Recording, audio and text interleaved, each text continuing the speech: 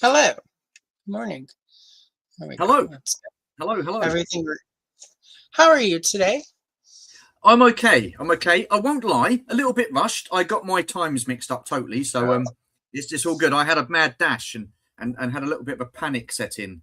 But nonetheless, here I am. It's all good. It's all good. How are you?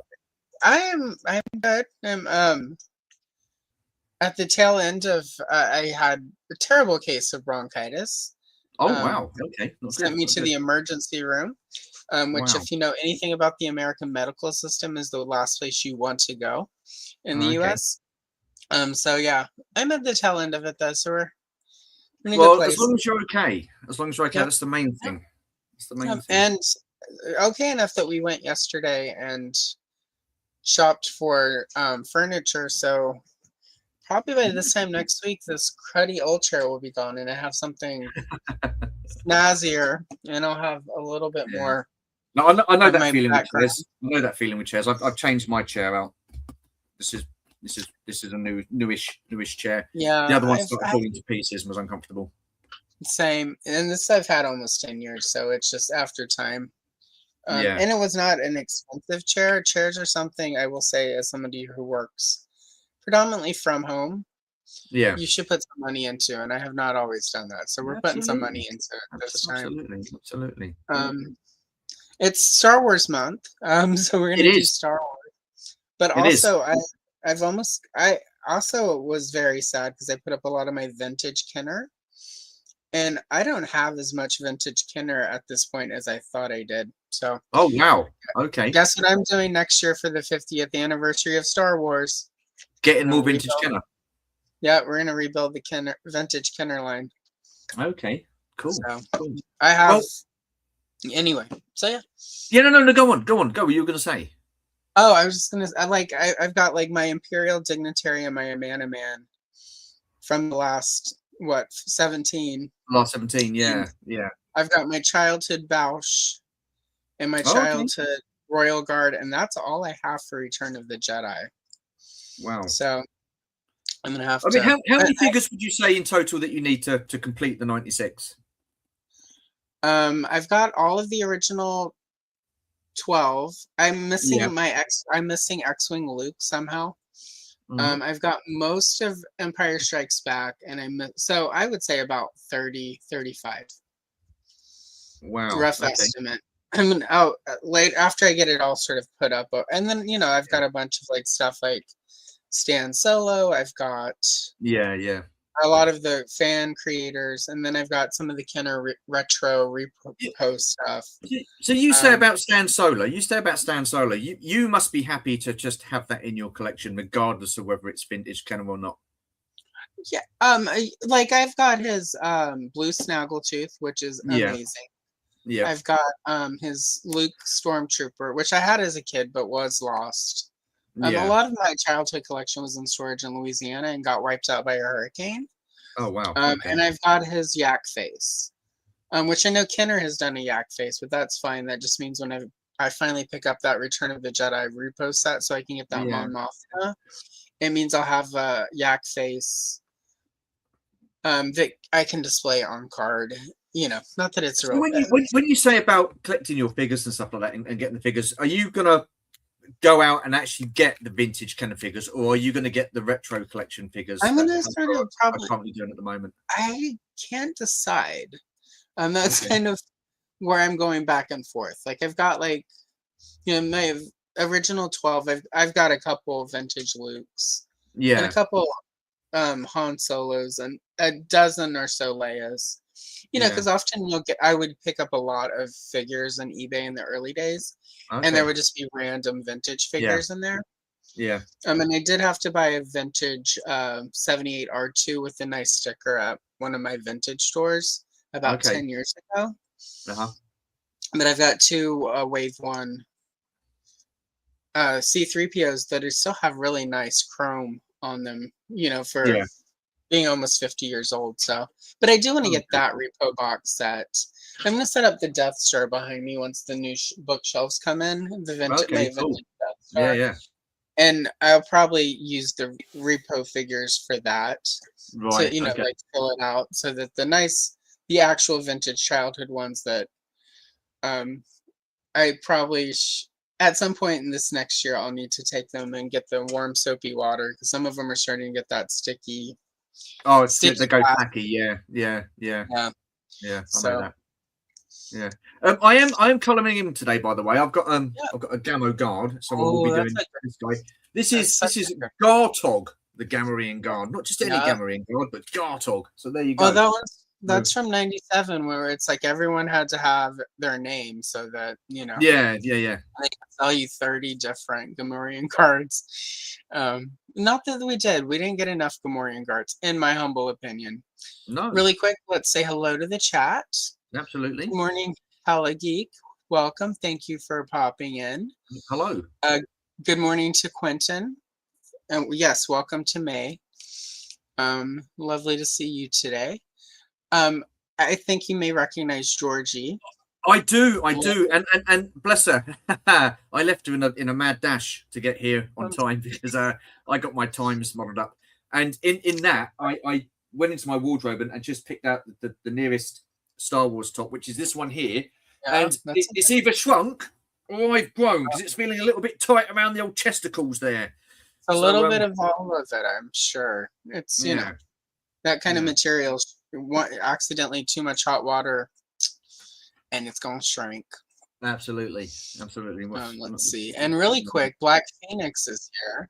Hello, good morning, sir. Alex. Alex is a channel member, so we need to welcome Alex properly. Bring out the olive! Bring out the olive! Bring out the olive! And enough champagne to fill the Nile. There you are. Yep. See, I've even started trying to figure out how to do stop motion with my Gal Gadot Wonder Woman. I wouldn't even dream of doing that. I wouldn't even dream of that. That's my first stop motion. So I'm it was very good. It was very good. Yeah. And I got a better performance out of her than most of the directors she's worked with have. So there's that too. Yeah. Well, the acting there was better than the acting in The Acolyte. I don't want to go, but I just thought I'd chuck it in there. Yeah. No. No.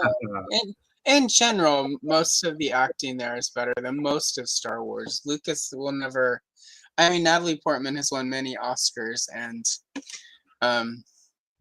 I've followed her career before and after, and Lucas, I don't know if we've had this discussion before the last time I was on, but I think if you look at the acting back in 1977 when Star Wars first came out, and then you had The Empire Strikes Back in 80, then Return of the Jedi in 83, it did come across really cheesy, especially that first movie. But then that's how movies were. He wanted it to be like a cheesy Saturday kind of like matinee movie, didn't he, and stuff like that. And you have this odd mixture. Like Mark Hamill didn't necessarily have a lot of formal training. He'd been working like in sitcoms and soap operas here in the U.S. Yeah. And you have like, what is it? Is it Coronation Avenue? It's like one of the big soap operas over there. That Coronation Street. Yeah, that. Yeah. And I've seen and I've watched Neighbors out of Australia and Home and Away, and soap acting. And for a while we were very gifted. Amazon was giving us like 80s episodes of back when Kylie Minogue was on it of Neighbors. Yeah. And soap acting even is sort of slightly different. Across the pond than it is here. And but Carrie Fisher, of course, everyone's like, why does she have a British accent? It's like, because literally she left the Shakespearean Academy in London and went straight to set. She'd been living over there and working. So like I pick up accents. Especially, and that's why when she's, working with, what's his name? Peter Cushing, Tarkin? Yeah, Grand Moff Tarkin. Like that's why she's like got that very even with Vader when she's doing the David Prowse in the beginning, like there's still she's very British. British. Of British people on set, and then she's got more of the California thing when she's hanging with Mark. And I mean, Harrison Ford took acting fairly seriously. He was doing classes and whatnot. So But the thing is, I as mean, cheesy as the acting was, I think that it's testament to the actors, because they made it believable. yeah, They believed in what, even though they were thinking, "Oh my god, this is going to be an absolute rubbish." They well, made it believable. Well, they thought it wasn't going to be very good, didn't they? I mean, well, yeah. but I Well, mean, I mean, it was, and so testament to them, really. Alec Guinness, though, for instance, like, like whether he thought it was rubbish or not, he's still the type of actor where he was going to bring Oh he brought yeah, his agent to everything. So, I mean, he was a consummate professional, wasn't he, Alec Guinness? He wanted to do a good job regardless, and there's nothing wrong with that either. That's all good. And I think in Empire it helped that Irving Kershner, yeah, because he did, like he was a slightly different style of director, and he let Carrie Fisher and Harrison Ford sort of like play around and work with the scenes and rework dialogue and whatnot, which is not something. Lucas is infamously like quicker, faster, more intense. Yeah, he wasn't the best of directors, was he, Lucas? And I think why Empire stands up as good as it does as far as the acting and overall everything is he let the actors, sort of fill it out and work with it. Yeah. And that's, I think, why Return of the Jedi falls so flat, was because he was way more hands-on. Yeah. That movie. Well, it was Richard Marquand, wasn't it, that directed? Yeah. And I think he sort of like struggled with it and the enormity of it, so George Lucas had to step in. Yeah. So, again, I think if Lucas had sort of handed off Attack of the Clones, I think in my humble opinion, of the prequels, Attack of the Clones is the one that suffers the most under Lucas's very sort of stunt. On that, with the Attack of the Clones, do you think that because Star Wars was really cheesy with some of the dialogue and some of the acting was quite cheesy, he felt that it needed to be the kind of like the same type of feel to the movies, that kind of like cheesy dialogue, Saturday matinee? I think to a degree he did. I think the problem is, and again, like the prequels, of course, are doing much better now. Sort of now that the prequel generation of kids are hitting their 20s and 30s, and like they're able to like revisit. Like my niece is the sequel movie age. Those were her movies, and she's 18 now, and like. Okay. She's ride or die for the sequel movies. She's like, I love Rey, I love Kylo. Those are her Star Wars movies. Yeah, no, that's fair enough. I just get out of the way and let her enjoy what she enjoys, because my grandparents hated Star Wars. My grandmother was like this weird space monkeys, and so like Star Wars should be there should be an element of Star Wars, in my opinion, that's always for the youngest generation. Yeah. And I think Star Wars is for everybody, isn't it? Yeah, and I noticed sort of my mindset started changing when they did the Phantom Menace in 3D. I was working in an office, and I had a coworker who was, like 10 to 11 when Episode 1 came out. She's like, "Oh, let's go see it." And I see every Star Wars movie in the theater 7 times. Oh wow! Since 1977, right? Yeah. It's just it's the ritual of Star Wars. Even when people ask, yes, even the Clone Wars CGI cartoon movie that came out. Yeah, I mean, that was good. I like that. That was cool. That one's better in retrospect, though. It wasn't as fun at the theater, but when you go back and watch it after you've experienced the whole Clone Wars series, it's much better. Yeah. But we went and saw Phantom Menace in 3D, and at this point she's like in her 20s, right? Yeah. And she loved Jar Jar. She was just like, "Oh my God, Jar Jar's the best," and she knew all of Jar Jar's lines. She laughed at all of his jokes, like all of the poop stuff that we all kind of like rolled our eyes at. Was like, "This is ridiculous. What are you doing, George?" Yeah. Her favorite parts. And then that was when it started dawning on me. It's like there's this entire generation of Star Wars kids that the prequels is their Star Wars. Yeah. And they love, and these kids love Jar Jar, like So I that sort of helped whenever the sequels happen, and I feel like I'm not a hater of the sequels. Yeah, They're not my favorite movies. And some absolutely. of that Yeah, is the death of Carrie Fisher. Like once Carrie Fisher, I liked them better when she was still alive, but once she died, it just yeah. sort of Star Wars has not been as fun for me since Carrie Fisher died, and No, that's my own funk. Yeah, that's my own yeah. parasocial thing I need to get over. But but it's just Well, interesting. it certainly didn't help, did it? It didn't help, and It did there not. wasn't too much they could sort of like do with that, was there? So Yeah, so like it kind of stunted, and it's like you could do CGI Carrie Fisher. yeah, Especially with her daughter. Her daughter has enough facial structure that would have worked okay. yeah, But it's also like it's so hard. It's a difficult call. So it's like I also am fine that they didn't because it also could have been too weird or whatever. yeah, But yeah, again, my niece, like she, like I for years, like I would try. I'd be like, here's some strawberry shortcake stuff. You'll love it.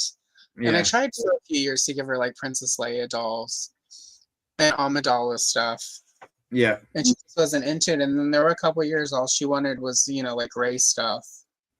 So I would send her Ray dolls, and like yeah. she didn't keep most of her childhood toys, but she still has a couple of those Ray dolls. There was a Forces of Destiny 2 set with Ray and Kylo Ren, and she Okay, kept yeah, it in the box, and like that still lives on one of her shelves. yeah, So I think in 10, 15 years, the people who got dragged by their parents to the sequels, um, and their parents were like, yeah, I guess. I think those kids are gonna have their Star Wars moment. yeah. So hopefully, that's what I'm hoping. Like I'm I mean, hoping. they could have avoided that whole situation with Carrie. But I mean, obviously she's passed away. But I mean, Yeah, the storyline she had in the Last Jedi, where she got blown out of the command bridge, yeah, um, that was just the most ridiculous thing I'd ever seen in Star Wars. That Mary Poppins scene. yeah. It Like, just was it there's no need was, for but that. also like it's. I think the problem is there was precedence for it in like the expanded universe, and I think and this is my expanded universe. So like I bought all those books back in the day, but Yeah, I've gone back and reread a few of them recently. I'm like, ooh, there's some, like Ryan Johnson. That's the director. yeah, it He was. Yeah, went and he found like there was this 4-book set called like Jedi and Sith, and it had like the full canon of like the Jedi and the Sith and what they could and couldn't do. It was like the manuals, and he used that when he was doing The Last Jedi. right, And if I remember, there is something in one of those books talking about how a Jedi. Well, there was also the one book, the Kevin J. Anderson. He did that Jedi Academy series, and I think he did something where like Luke stopped his breathing and was able to survive in the vacuum of space for a while. So right. I blame the expanded universe for a lot of that because he did research and he drew on expanded universe stuff. Yeah, but the And expanded universe wasn't canon, was it? So they, why did he do that? well, What's the again, point? like I They think, canonized it. yeah, I think, and there's been that push to recanonize some of the expanded universe stuff. So again, like Lost Jedi has its flaws. I think Mm. that what I will say about the Leia through space, Oh, like I God. watched that after she died, so I appreciated it because when I thought they were gonna kill her, I Yeah, yeah. almost walked out of the theater. Like I was like, if they kill her like this, I'm done. Well, you kind of knew it was going to happen because Yeah. I just They yeah. kind of Oh set well, it up, but I mean, at the same time, that's a thing where like they had a year between her death and that movie, where they could have gone back and they could have changed it so she didn't get sucked into space. They could have gone and yeah, like she's like wounded when the ship's attacked, but she gets out of something. There were ways they could have worked around that yeah, because I think at the same time, seeing her blown out into space was also very jarring, knowing that she was dead in real life. Yeah, So true. Yeah. I think, and again, that's such a hard situation to know how to react to in the real world, right? Yeah. What are fans gonna resonate with? What will they like? What they won't? But it seems like pretty much they didn't make any changes, so everything that happened was what they filmed when she was still alive. But I also think that may be part of the problem, because we all know in modern filmmaking, especially with Star Wars, there's always pickups. You always go back and change stuff. And I think Yeah. with her gone, they just felt too limited as far as what they could do and pick up and reshoots. So I don't know. No, fair enough. But yeah, that's where I am with the sequels. It's like I'm glad that like my niece and her sort of friends love them, and Yeah. in 20 years when a bunch of the OG Star Wars generation is dead and we've let go, maybe they'll like step up and claim Star Wars as their own. Because I do know she finds the original 3 movies super cheesy and she doesn't like them. Well, so like the thing is, I don't know. I mean, as far as special effects go for the original movies, I mean, it was groundbreaking for the time, wasn't it? And I think they've kind of like aged. Really, I think they've aged well. I mean, I think they have, but I mean, yeah. Well, I see you saying that. I wish George hadn't done what he did with the special edition Star Wars, especially that Jabba the Hutt scene. I didn't like that much at all, to be honest with you. I think the Jabba the Hutt scene. Yeah, like I liked the idea of it, but I just the execution, the capabilities at the time, just and that's what's telling to like Jar Jar looks much better 2 years later, because that's how quickly that technology evolved. Yeah. But, I mean, it didn't add anything to the story, though, to be honest with you, because Han Solo had the same conversation with Greedo in the cantina. So there was really no, because basically he just repeated what he said to Greedo to Jabba. So I just think it was but there you go. It was Lucas being indulgent. Also, though, so much. I mean, like, we're not going to call it fan service, really, because a lot of us didn't care for it. But my personal opinion is half of that was him wanting to test the Jar Jar technology. But and the other side is like stick Boba Fett in there to like wink and nudge at us. And I feel like he could have done it in another way. He could have done it in other ways. Yeah, there are other ways he could have. But that's also one of the things I disliked at points in the prequels. Like we didn't need Boba Fett in that second movie. We didn't need to see Boba Fett as a kid. It would have been fine to have Jango Fett there alone. Yeah. Have sort of they could have even thrown in the line. Well, he kept one. Like he wanted one clone for himself that wasn't aged. But we didn't have to see him. He didn't need to be on screen. He didn't need to be there. Seeing his dad get decapitated or whatever. I feel like in Revenge of the Sith, the Chewbacca inclusion again was fan service we didn't need. There seems to be too much fan service, isn't there? Yeah, and so there's all of that, and especially when he couldn't bother to properly end Padme's story, like because he invalidated his own explanation in Return of the Jedi when like Luke is like, well, what do you remember of your mom? And it's like, oh, Leia's like has all these memories. But she doesn't even get significant time with Padme before Padme dies. So it's just... Well, that's the thing, isn't it? I mean, they didn't really think sort of like too much of that, did they? You should have sort of like... because you've done those 3 movies, haven't you? You've done the original trilogy. So you go back and do the prequels.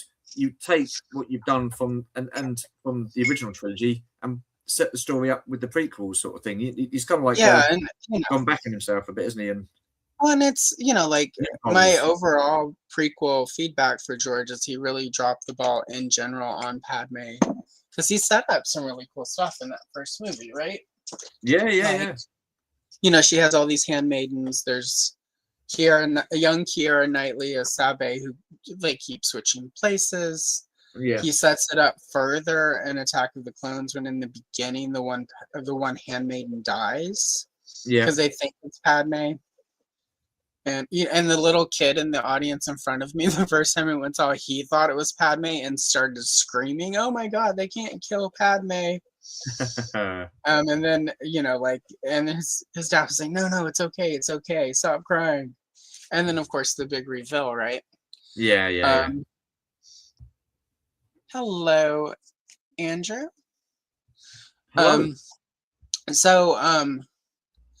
So like between those two things, it's really set up for Padme surviving the end of Revenge of the Sith and going into hiding on Alderaan, right? And this was me giving George way too much storytelling credit, because I thought what he was going to do is have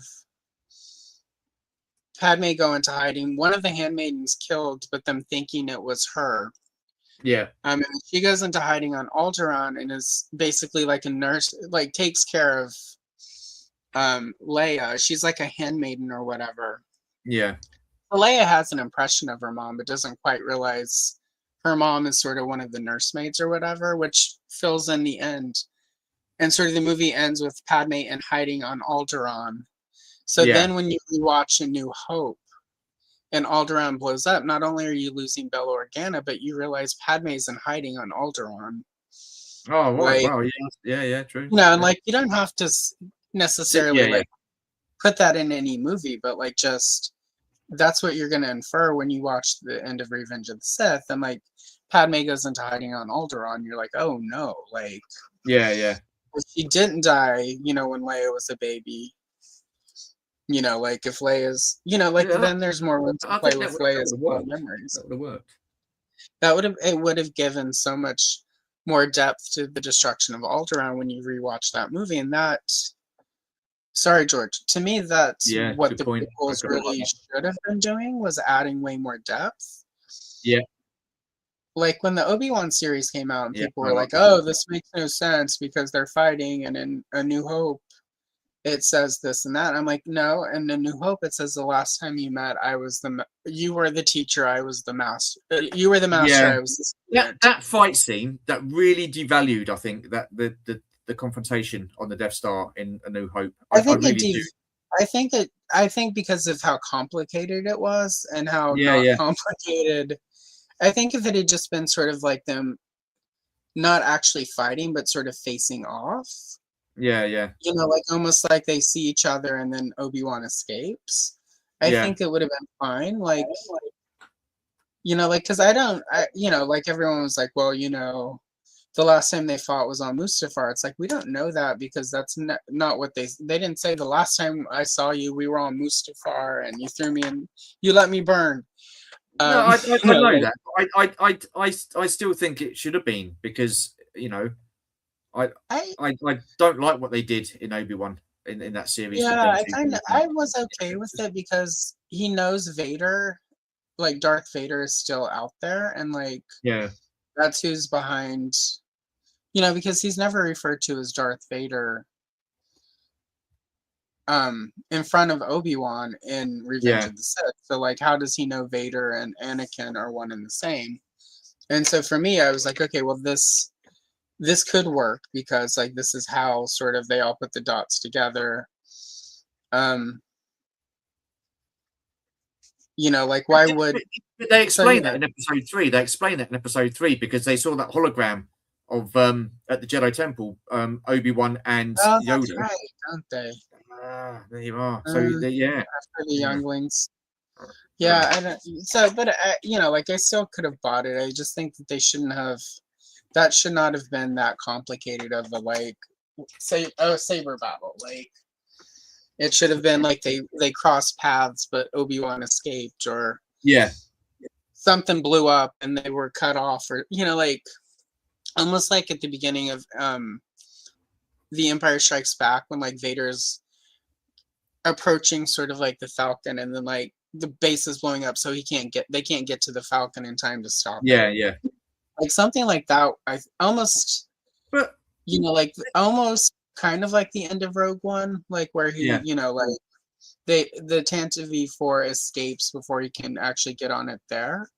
So like, but I think they just, by doing the big saber battle, I felt like what doesn't make sense? What doesn't make sense to me in the for crying out loud, the Obi-Wan Kenobi series, Vader pulled that ship back when it was taking off. So why could you have not done that in The Empire Strikes Back when the Falcon was leaving Hoth? Yeah, right. So it's little things like that that you've never seen previously in Star Wars, and then all of a sudden you see it again in like a modern day TV series. Well, it turns and then you think to yourself, well, why didn't he do that in Empire Strikes Back? Why hasn't he not done that before? You know, so yeah, it turned for me, and that kind of turns into the fan service thing. I feel like a lot of people, especially now when they do Star Wars stuff, they want to like, let's make Vader a complete badass. And so you get all these scenes of Vader being a complete badass. Yeah. Without them sort of taking into account, it's like if we overdo the badassness of Vader too much, it actually detracts from the original trilogy and what we saw. They don't line up anymore the way they should. And I think, so like that's sort of the catch-22 of them, going back into sort of the time frame between Revenge of the Sith and A New Hope and telling stories with Vader as Vader is like, you have to keep it in line with the proposed canon. Like when we all saw the prequels and people were like, well, look at how Obi-Wan and Vader, like Anakin fight in these movies. This doesn't make sense with The New Hope. But it's like, Obi-Wan's old and been on the desert. He's out of practice. Vader's more machine now. Like, yeah, you can rationalize that in your brain. It's harder when you see like Obi-Wan, like flip, like you see Vader sort of flipping around in costume. You're like, well, okay. Yeah. But you also don't want them to go and redo that in CGI, where it's like we now get Vader and Alec Guinness, like, are worse, where they go in CGI in Ewan McGregor. Yeah. I mean, like Ewan McGregor, like, let's be honest, is now most people's Obi-Wan Kenobi because he's been in the role so long. Yeah. True. Like, but at the same time, and people are like, look how old. I'm like, look how old everyone on Tatooine looks. Like, Tatooine is not a pleasant, it's like, Yeah. I don't know what the British equivalent is, but here in the States, like, there's certain parts of the country where if you're from, you're gonna age a lot faster because it's just a harder place. I just think it's anywhere in the UK at the moment, to be honest with you. It ages you, regardless of where you are. You live next to Emma Bunton, you're gonna age quickly. Yeah. I don't know. I just feel that they're just churning out Star Wars for the sake of churning out Star Wars. It's I think that there's too much of it. My personal opinion is there's too much of it, and I think it's diluting it, because I do agree with that 100%. Like, I've enjoyed some of the Disney stuff. I'm not. I mean, like, it's not been all bad. I mean, I've loved Andor. Andor's great. This new Maul series that they've done is great. Yeah, I haven't watched Maul yet, but I've loved all of the Andor stuff. Is really good. And I think if we're gonna do Star Wars, like a TV show or a streaming show, or like whatever the hell it is now, like, I think Andor is the way to. I even like the Ahsoka stuff, and I like, like, even though they got sort of into the witches and zombies and stuff, I still like. They did it in a way where I'm like, okay, this, because it drew on things from the Clone Wars, the TV, like that, and it did it in a way where it's like, okay, I get it, like, so I was okay with the Ahsoka show. I think some things work better in animation than what they do in live action. I'm not going to give any spoilers away because people have been saying, "Oh, well, this small show, it should have been live action." No, it shouldn't have done. It wouldn't have been as good. I don't think you could have done half the things that they would want to do, and no doubt the acting would have really ruined it. So, I mean, what they've done with the animated series, I think, is perfectly fine. Yeah. No, I like Star. I think, honestly, I still.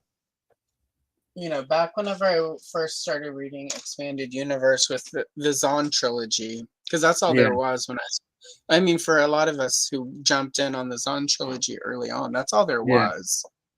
Unless you went back and got, like Splinter of the Mind's Eye and the Han Solo and Lando yeah, books, there was no other Expanded Universe. But I remember when I was reading Dark Force Rising, like right when it came out in hardback, that was one of the first hardbacks I got like day one yeah. ever in my life, where I went to the bookstore the day it came out and purchased it. I was like, $14.95 for a book. That's outrageous. And like now, like that's a good price. But I remember watching it and thinking it's like, well, even in 1990, it was like 92, I think, that one. Yeah, it was Yeah, 92. Even in 92, I remember thinking, oh, well, Harrison and Mark and Carrie are like a little bit too old at this point to actually play yeah, these roles. And based on yeah, when the time is for the book, I'm like, this would be great as an animated series. yeah, And that's me too before it was the way to go. And I'm like, so I've thought for a while the way that, because some of the, like I know I earlier made it sound like the expanded universe was nothing but trash, but there was some great stuff in there. yeah, Again, there was too much of it. yeah, yeah, yeah. But there was a point where we were getting like 2 paperback originals a year and then 1 hardcover, and a lot of them were not great. Like there was a lot of bad expanded universe that was coming out, but it was Yeah. Star Wars, so we were happy. But Yeah, I think a lot of some of the best storytelling has been done through animation. Some of the story arcs that we've had, especially with the Clone Wars, that animated series, it made me appreciate the sequels. Not the sequels, no, it didn't. The prequels, should I say? It made me appreciate them a hell of a lot more. And I look at the prequels now in a totally different light to what I did before the Clone Wars. It's because you get that character depth and stuff like that, the character building. I mean, we saw Dooku in episode 2, then he was, taken out pretty much early on in episode 3. So we didn't know anything about him. So the Clone Wars, I mean, it went on for 7 seasons, and you had that story development, which was great because you found out more about Dooku. You found out more of the manipulative side of Palpatine and the way he was seducing Anakin to the dark side and stuff. Because I felt in the movies Anakin succumbed far too quickly, but he'd been manipulated all the way through the Clone Wars. So so you get to see all that, and I just think it was I liked it. It was pretty cool. And also, like, Anakin and Padme is sort of like a couple work better after the Clone Wars, because you actually get to see them together, not with him like like a little bit of a creeper in the Attack of the Clones, when he's just like, I can't stop looking at you. It's like, please stop. Yeah, I know. Yeah. It's like, it's a little creepy. But it makes more sense when you get to see them sort of, like in action together and fighting together, and you get to see the actual stress of them hiding their relationship a bit more in the cartoon. And it just, to me, like, like it built out, like Jar Jar Binks is a perfect example. I have way more appreciation for that character after him in the Clone Wars, because he got to do more than fart jokes, right? Like, like he's never going to be like completely, he's always going to be sort of a bumbling comic relief, but they still at the same time treated him a lot better than Lucas did. Like, well, I mean, the thing is, Lucas was still pretty much involved with the Clone Wars. I mean, Dave Filoni had to go through him on certain aspects. So, but I mean, I think even by George Lucas's own admission, he kind of like got it wrong with Jar Jar. He seemed to think that he was OTT. Well, absolutely right, he was OTT. But yeah. To me, the biggest problem with the prequels is that his sort of executive producer was Rick McCallum, No, And like a every yes man. interview Yeah, you ever see with Rick is like, George is brilliant. Nothing George does is ever wrong. It's like, yeah, Rick. yeah. Well, that's where oh crikey, what's his name? Oh gosh, he was the producer for Star Wars and Empire Strikes Back. Gary Kurtz. Yeah, That's where I feel he was missed in Return of the Jedi. yeah, So yeah. because I think Kurtz he was yeah, you know, and like infamously, like Marshall Lucas saved the original Star Wars in the edit. And I've yeah. seen the pre-Marsha edit because it's floating. I don't know if it's still every so often it pops up on YouTube where you Okay. can go and watch the you know, and it's sort of like it's like the Jabba the Hutt scene. Like there's a lot of stuff that feels like, wow, this is important. I wish this was in the movie, but when you actually watch it, it drags it down. Yeah, yeah, yeah. Yeah. Lucas really wanted that Jabba scene.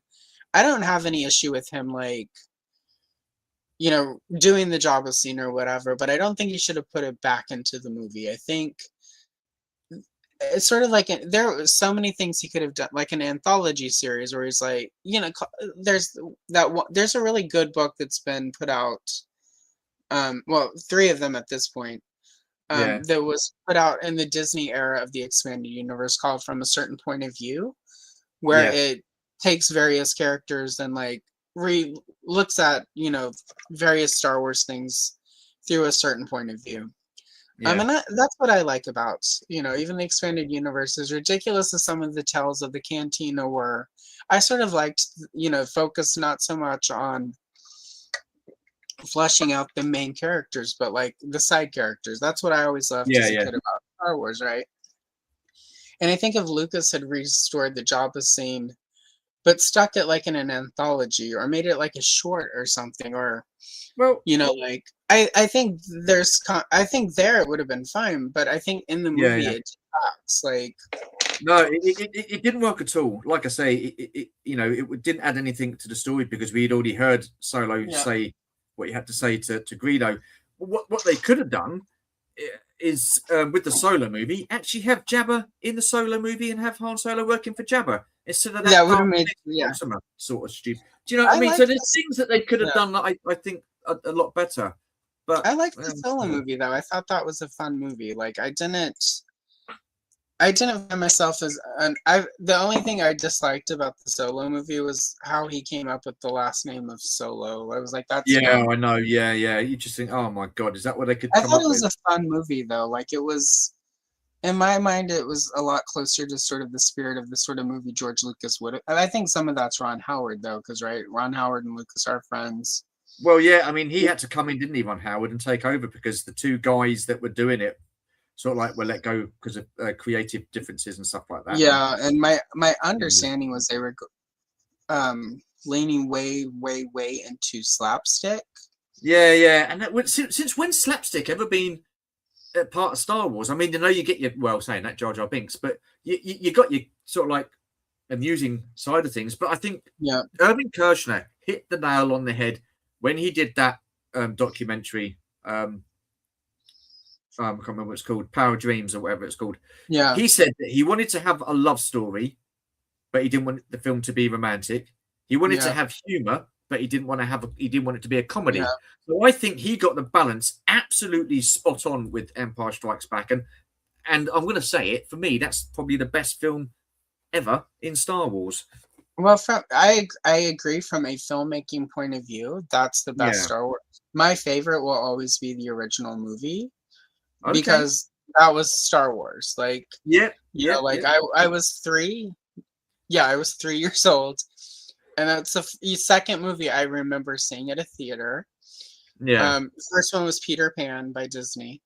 But I remember, you know, I was 3, but I still sort of remember the theater around us. I remember the you know, like the how they would do like the openings at your theater, like, and I think one of the ones they use is one that Tarantino has used a time or two, where it's like got the multicolored lights and they sort of come into focus. But I remember the Cantina. I remember the first time I saw Princess Leia, like on screen, just being like, as you would say in the UK, gobsmacked. Like, as a little 3-year-old, I'm just like, wow, who was that? Yeah, yeah, Like, yeah. and then leaving and like, I want to be Princess Leia. Like, I left because she was so cool. Even at 3, I'm like, okay, like, so you can be bossy and sassy and cool, like, because she was a strong female lead. That's why. So let's see, really quick. That influence on you. Let's create Hello, Martin. How are you? Look. So this is what I'm doing, Martin. I'm doing Gartog, the Gamorrean Guard. And that's looking pretty good. You're doing all your still work. Not too bad. Yeah. So Martin, he runs a channel called a long time ago with his cousin Adam, and they're great.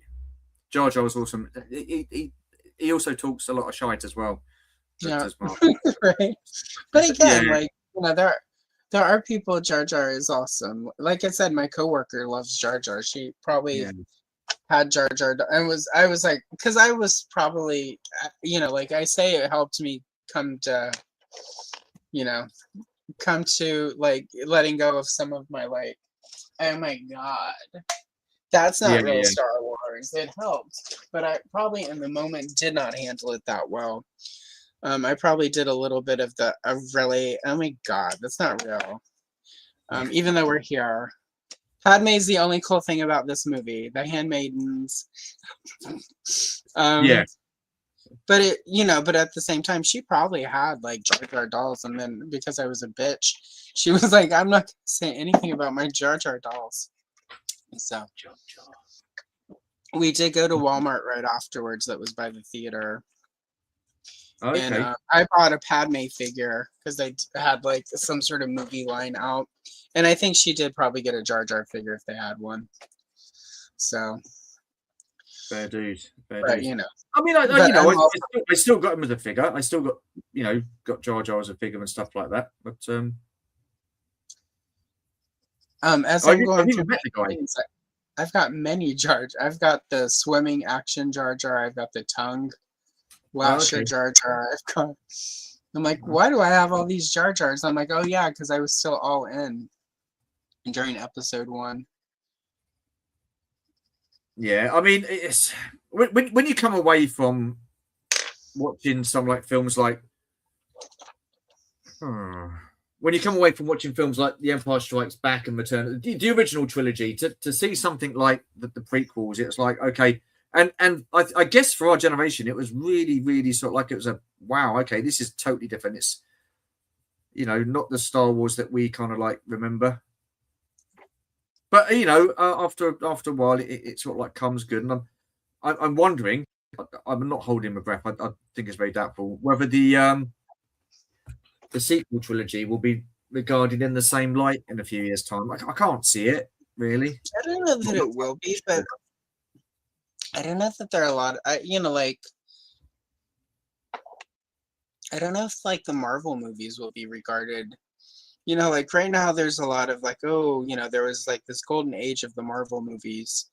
Yeah. But I don't, like, I feel like a lot of, and this could just be the old crusty person inside of me, but I feel like around 2008 to 2010, movies really have changed, and sort of the way movies, the studios approach them. Yeah. And I feel like now everything is approached as if it's going to be a franchise or a big summer blockbuster. Yeah, so it's like there's less room for something to organically catch on. Yeah. And I think Marvel movies, to me, I think managed to sort of hit right when superheroes were becoming popular again. Yeah. And I think they got big enough because of that. But I don't know. I wonder because like I don't know. I don't see the again, I'm on YouTube. Obviously, you probably watch a lot of YouTube too. I don't see as much nostalgia for the early movies outside of the like Marvel sucks now. It used to be good. That's the thing, though. I agree with that. It's not great now, but I mean, those they did it in different phases. Phases 1 to 3, where you had Captain America, the first Avenger, all the way up to Endgame. The way those movies came together and you know, to have that sort of like massive showdown, you know, in the very last movie, I thought was absolutely superb.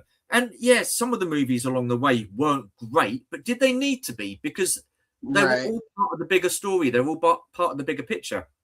So I think what they've done with those movies from phase 1 to phase 3, you know, Captain America, First Avenger to Endgame, I thought was tremendous, absolutely superb. You know, and there was the characters I thought were awesome. Everybody were pulling in the right direction to culminate to the, you know, the end game and stuff, so to speak. And I know for some of those hardcore Marvel fans out there that followed the comics and stuff like that, it wasn't actually accurate to how it was supposed to be in the comics. But people have got to realize when you've got a book and the novel comes before the movie needs to be adapted to. It needs to be adapted from the book to become a movie, because otherwise, you look at Lord of the Rings, for example. They had to adapt that set of movies, that trilogy of movies, to the book. Otherwise, it would have been 4 or 5 hours long each movie. You know, you can't have that, because you have to this day and age, people's attention span is like gone within two odd seconds. So, yeah. Really quick.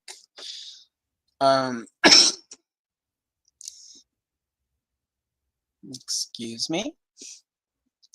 Question for the panel: what's your favorite prequel movie, and why is it Revenge of the Sith? It's not. It's Attack of the Clones. Flaws and all. Wow. I love the scope of Attack of the Clones. I love that Padme gets to kick a little more ass. I don't like Revenge of the Sith because Padme is sort of my interest. I mean, Revenge of the Sith is good, but I don't enjoy any movie where a woman who is previously pretty action oriented stands around pregnant and is like, oh my god, what's going to happen with Anakin, and then gets domestic violence and then dies of a broken heart. No. Yeah. I mean, that was they didn't do any justice there, did they? Really? I'm going to say, Martin. I'm going to say the Phantom Menace, because in my own personal opinion, I think the Phantom Menace had the last wow moment in a Star Wars movie. And that wow moment for me was when those blast doors opened, or hangar doors opened on feed, and Darth Maul was standing there, and he lit that double-bladed lightsaber, and the music kicked in. And I was just like, wow, that was absolutely quality. And I don't think we've had a wow moment like that in Star Wars since then, in my personal opinion. I could be wrong. I also feel like that was one of the few places in the prequel and the Phantom Menace especially where Lucas used humor well. When the doors open, you have the big dramatic moment, and then you have Padme, we'll use the other way. Yeah. Like it was, you know, but it was it was on level with like how Han would break sort of tension in the original movie, like in A New Hope, like. Or even Leia, it's like, oh, well, we ran into some old friends. Like, it was appropriate. Like, yeah. But yeah, to me, that, you know, like, was a great use of humor in that first movie. Like, oh yeah, definitely. You know, we'll take the other way. But that is a great, and again, like that was, you know, I saw it 7 times in a theater. But for Phantom Menace, I don't remember any point where like everyone, like a hush just across, you know, like everyone just stopped. You could hear every note of that song because it was such a, yeah. You know, and it wasn't. Say, that tune did take a lot of getting used to listening to that, because that's the first time we've heard anything sort of like that within a Star Wars movie. That kind of Duel of Fates. Yeah, and I think. And again, I wish Lucas had focused on how big that moment was, because other than sort of some lightsaber stuff and, you know, some of the CGI set, that moment had no actual, like, it wasn't CGI heavy. And most of that was still real set. Like, you know, behind Ray Park and that, it was like actual set. Those doors were an actual set. It may not have existed, you know, much above it. They may have filled in the rest of it, but that was a soundstage. That was like a moment, like, of people. Yeah. And I think a lot of what falls short for me in all of the prequels is there are too many moments where it's like it's filled to the gills with like CGI. Well, that was a problem with all of the prequels, wasn't it? Really, especially Episode 2, Attack of the Clones. Yeah, and that is one of the things I appreciated about sort of the sequel was how they really tried to make an effort to go back. Yeah. No, I'll give them that. I will give them that. Yeah. It felt like they were really trying to get away from. Even Peter Mayhew said, didn't he? But even Peter Mayhew turned around and said, "Oh, this is how it's done. This is, going back to the old way of doing things." And so, but do you think they made a mistake? Obviously, of killing off Darth Maul in Episode 1. So yes and no. Okay. I think in the narrative of the prequels, it works. Sort of like he loses an apprentice. He keeps losing his apprentices. So I think in that level, it kind of works. I think the problem and this is sort of what's come up with sort of the resurrection of Maul, if you will, is that it's such a final death scene that there's not a lot of room for him to not just be dead, right? Yeah. But then they do bring him back, and it's that thing where it at least is the opposite of the Boba Fett resurrection, where it's like, at least with Maul, they've really made that resurrection important. And like it really, everything that's happened with resurrected Maul really works and enhances the story and makes it richer and makes you go, well, like he probably should be dead, but it works that he's not. Like, whereas with Boba Fett, no offense to the Boba Fett fans, nothing since they resurrected him has felt like we needed it to happen. Like, and especially because there's a lot of The Mandalorian, I will say, is not my favorite Star Wars thing.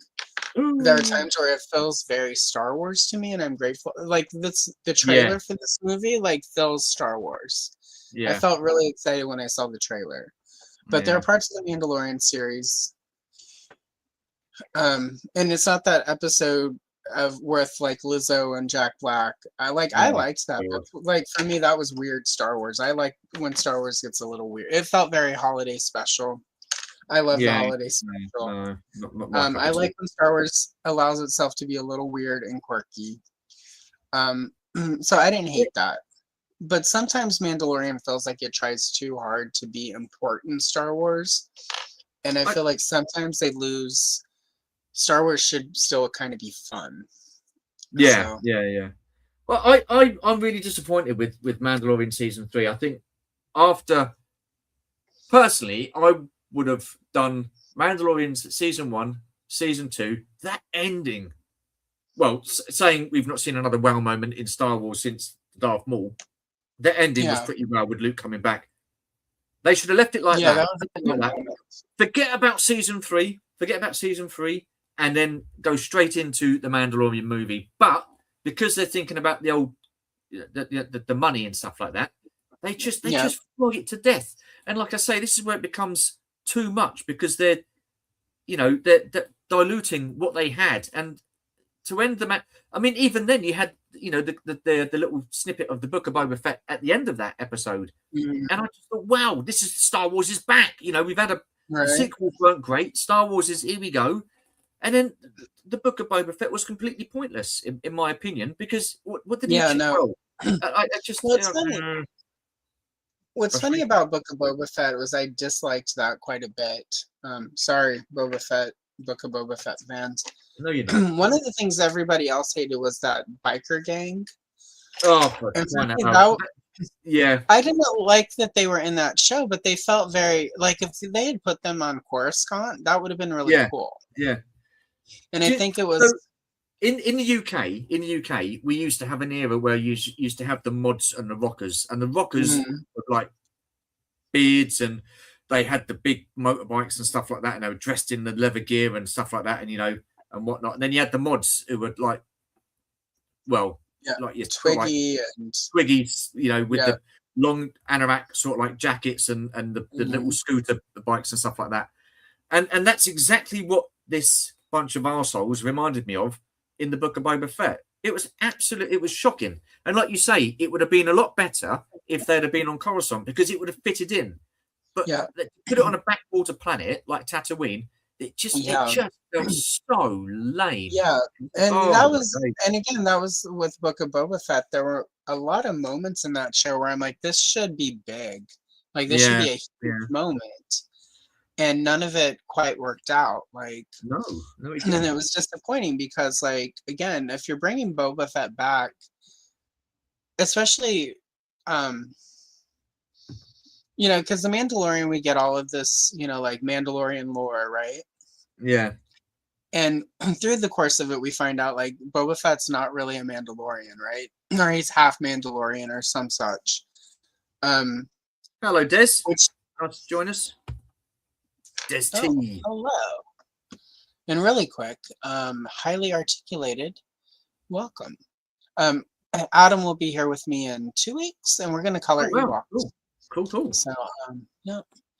Hello, Des. Welcome. Hello, Des T.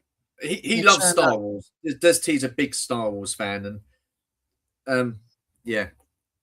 See, and Alex, perfect example. That's the first Star Wars he got to see at a theater. So. Okay. Well, no, that's cool. You know, like, and you know, again, everyone. I think, and this is why I appreciate you. Is that even though, like,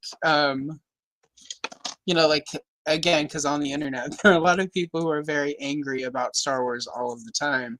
Yeah. And even if I agree with them in some points, they're so angry about it in such a gross way that I'm like, I can't, no. I enjoy that, like, you're not a flaming arsehole. That's how you would say it in the UK, a right? Flaming arsehole? Oh, no, yeah, no. Right. About, you know, about what you don't like. And well, the thing is, I've never hidden the fact that I don't like the sequels. Right. But I do understand that there are people that do like it. And, you know, my generation, we had the original trilogy. You know, the next generation had the prequel trilogy. And then this generation, I've got the sequels, and I'm absolutely fine with that. But what I really do disagree with is when people turn around and say, "Well, you can't be a true Star Wars fan because you don't like this, you don't like that." A true Star Wars fan likes everything. Yeah, no, I disagree. I disagree with that as well. Yeah, it's ridiculous, isn't it? What I disagree with is people are like, you can't be a true Star Wars fan if you do like it. It's like, no, Star Wars is Star Wars, right? Yeah. Star Wars is for all. It was always George Lucas. George Lucas's actual intention was Star Wars was for kids, and a lot of us just won't grow up. You will take my childhood away from me with the rusty fork. But that was Star Wars made. What he envisioned it was like mythology and movies for kids. Yes. I think people lose sight of what George Lucas's intention with Star Wars, and that's why, again, like Book of Boba Fett is my least favorite Star Wars thing. I enjoy the holiday special way more than Book of Boba Fett, and it's just it's my thing, right? And it's okay. However, if somebody were to come to me and be like, I love the Book of Boba Fett, it's the best Star Wars ever, I would just be happy that they have Star Wars they love.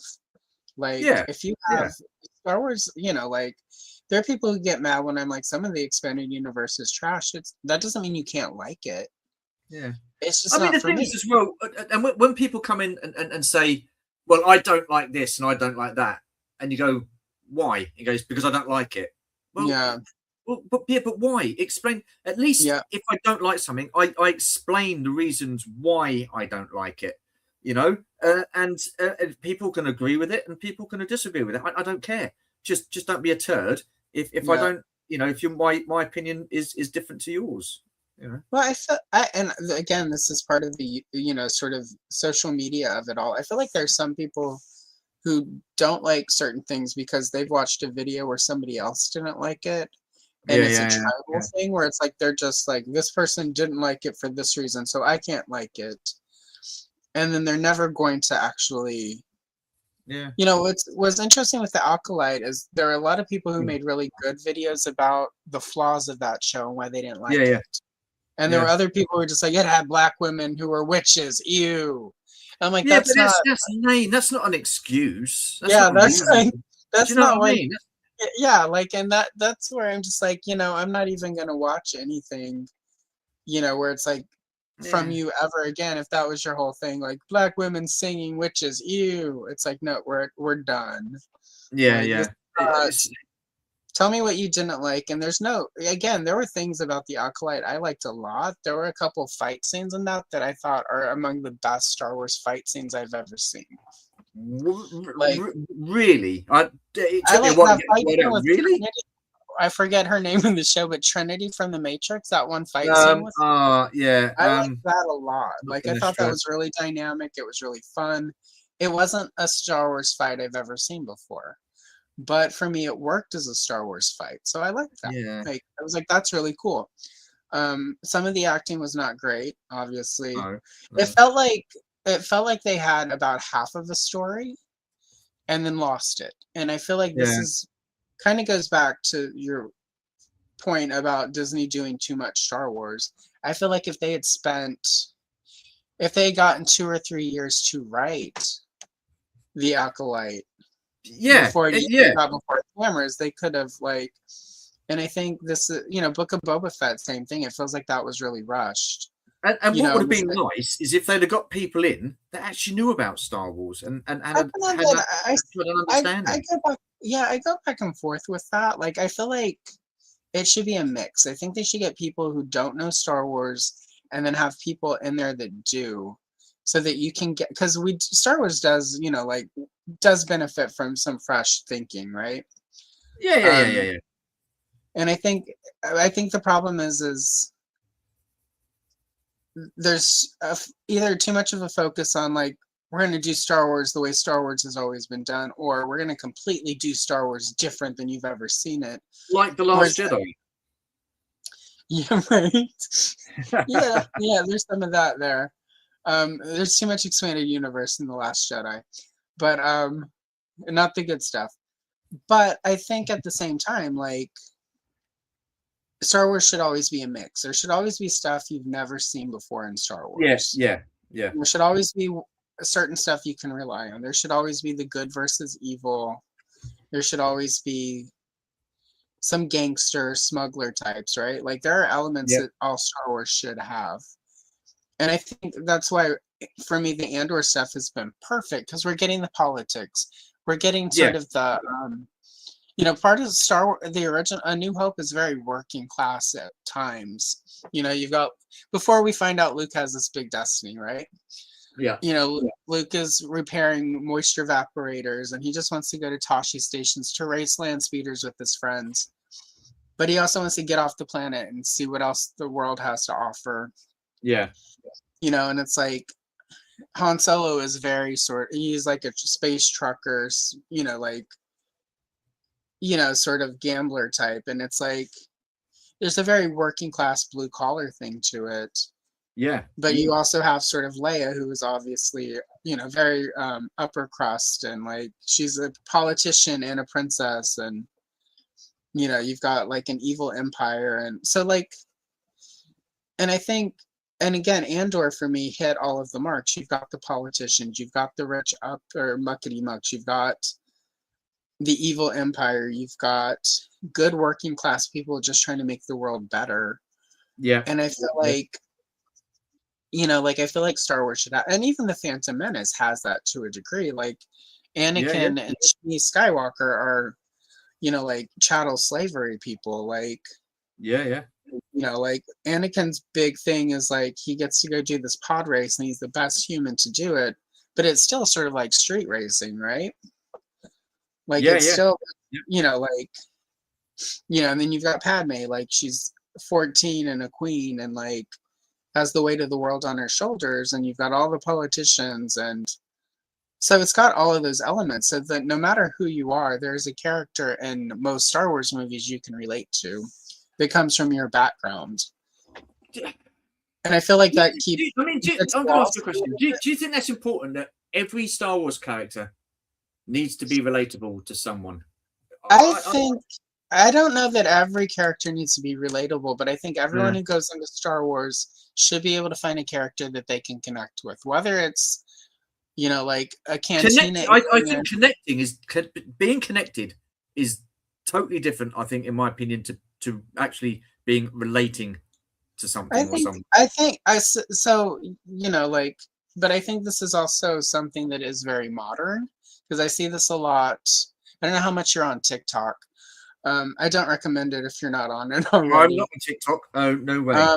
What I noticed a lot about the people who really connect on TikTok is they need a relatable. This generation of kids who have been raised on devices need to feel connected. They need to feel represented and seen. So I think, you know, there's a lot of like, a lot of people paint it as sort of like, oh, the forced diversity or whatever. But I think the problem is not that it's a forced diversity. I think it's we've created a world, and this is all of us because we all live in it, where kids through their devices don't know how to make a connection to people unless they can relate and they can see themselves. So I think it's sort of harder for us as an older generation, where it's like we connected with whoever we connected with in a movie and then related through that, whereas for them they need to be seen. So I think I don't want to call it like a culture war, because that sort of is a completely different thing. I think it's a generational thing that it's harder for some of us as Gen X. We took, you know, like Charlie's Angels. Was I ever going to be like a former policewoman who quit the force and became a sassy, glamorous, you know, like private detective who fights crime and always falls in love with the wrong man who I have to shoot by the end of the episode? Well, some of that I did do. The wrong man, I've only had to shoot one of them. But just kidding. For legal reasons. For legal reasons. But I found what I needed, right? Princess, I was never going to be a princess from Alderaan who has to like help save the galaxy. But I related to Leia, right? But I think but that's Gen X, right? We were grateful for what we could find. And I think the current kids, and I'm going to say like from 2000 onward, because there was a thing that happened here in the US, especially like, so I have to be careful talking about those towers, right? Or like YouTube will sometimes just pull you off the air. I think because of that, we've become increasingly insular in our lives, and we live a lot through computers and devices. And I think that has made it where this new generation has to see themselves represented. And I think it's harder for some of us older folks to understand that, because we took what we could get through the media. And so I think it's just a generational thing. And I think, you know, I don't know if it's good, I don't know if it's bad. I think it's just, it is what it is. And in 50 years, when most of us are, you know, Gen X is mostly gone, and these kids who now need to have a certain kind of relatability to characters, their kids are going to have a completely different thing, and they're going to be clashing. Exactly. Exactly. They're going to be relating to us, because the Gen Xers, because they're going to sit around and say, well, crikey, look at this young generation coming up. Who do they think they are? And blah, blah, blah, blah, blah. Yeah, so what goes around comes around. What goes around comes around. That's all I can say. So I think that's where we are. And I think it's harder, you know, like, I think nostalgia makes it harder. Like, because again, we're Gen X, we're in this really cool place, but it's also a weird place. Like, you know, we came of age during VHS, DVD, cable, streaming. So like with Star Wars is a perfect example, right? I saw it 7 times in a theater. Why? Because that's really the only way you could see it. And that's because they re-released it 2 or 3 times. And it's this big deal. And like when it hit HBO in the day, I remember going to my grandparents' house, and they lived like 8 hours from us, but we went because Star Wars was going to be on HBO. So we went so that we could watch it on HBO. And they played it like 30 times that first weekend. So we were there for like a week. And then when it hit VHS, it was this big deal, right? You could go rent it. You couldn't buy it. It was like 70, 80 bucks and 80s money to buy it on VHS. You could rent it and bring it home. Had to wait because every store only had like 4 or 5 copies. But then, of course, you recorded it on your VHS when it came back on HBO. And so you have access to it. Yeah. And nostalgia is different for us. Like you said something there, and I want to sort of touch on it. You said about Star Wars coming out on VHS. It was a big deal. It was a big deal when it came out on HBO. Do you think that's the problem now, where Star Wars isn't really such a big deal anymore with today's generation? I think that's part of it. It's so accessible, and I just think, and I think that's why all media, like, we don't really see movies hitting as hard as they used to because it's accessible. You can stream it whenever, right? Like even through before the streaming era, you still sort of bought your favorite movies on DVD. Even movies you were kind of lukewarm about, but you vaguely enjoyed, you're like, well, I'll buy that on, like, it's 25 bucks on sale at I don't know if you guys had Best Buy over there or not, but you go to like your media store and you can buy it on DVD for a reasonable amount, and then you can watch it whenever.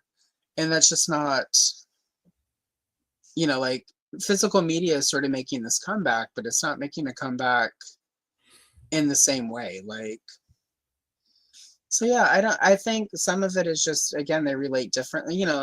Star Wars, most media for them is very disposable. They watch it once or twice. They're never going to go rewatch it.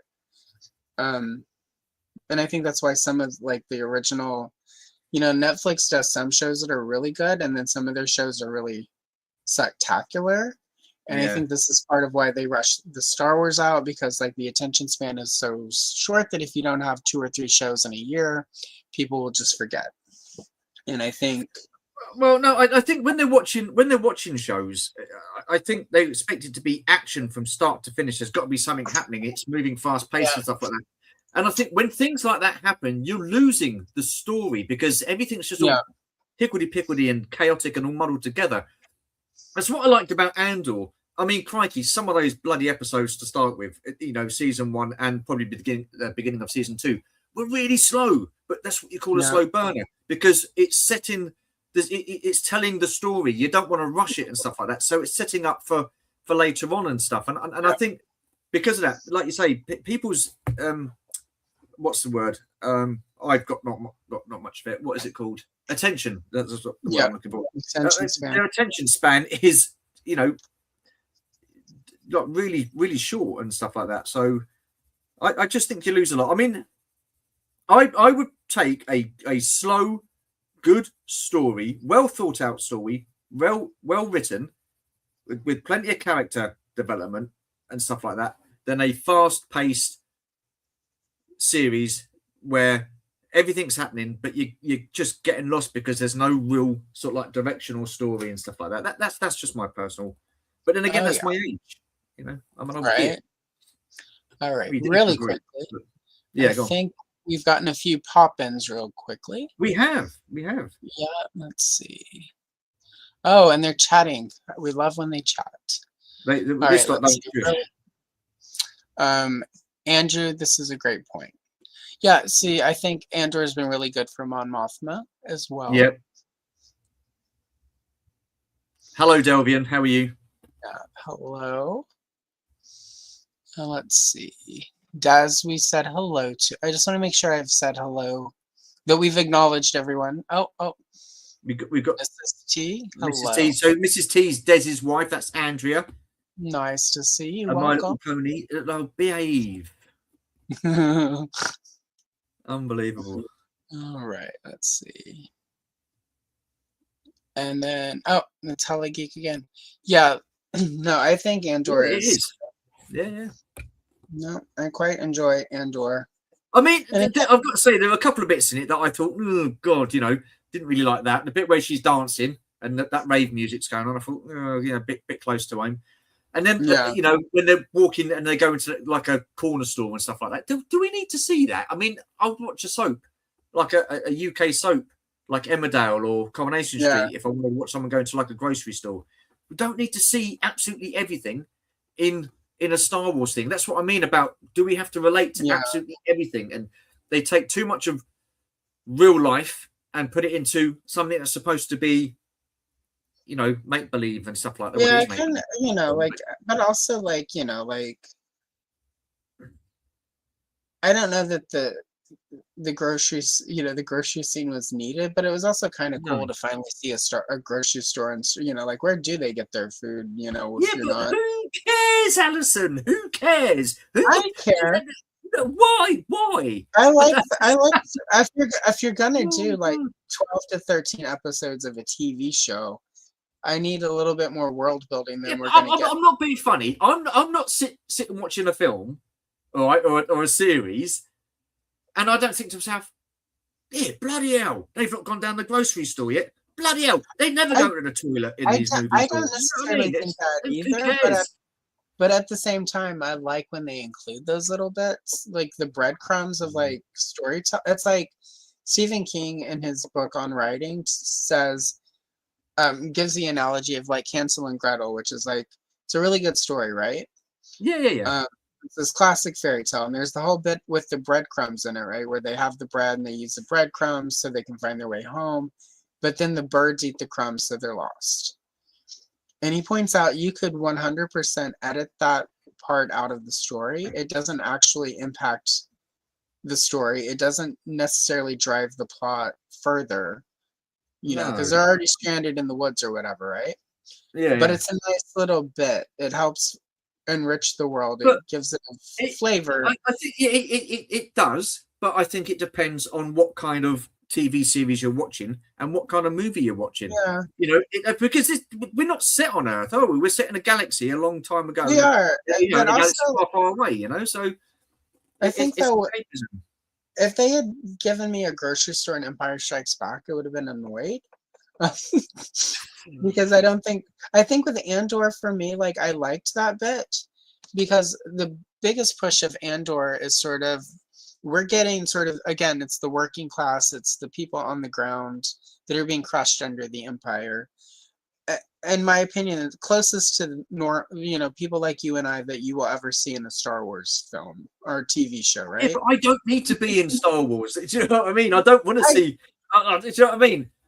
Yeah, but if we were only getting movies, I agree 100%. But we're not. Now that we're getting all this extra stuff, and they're going to do all this anyway. Like, But that's what separated Star Wars. That's what made Star Wars so great, because it was something totally different that we don't see every single day.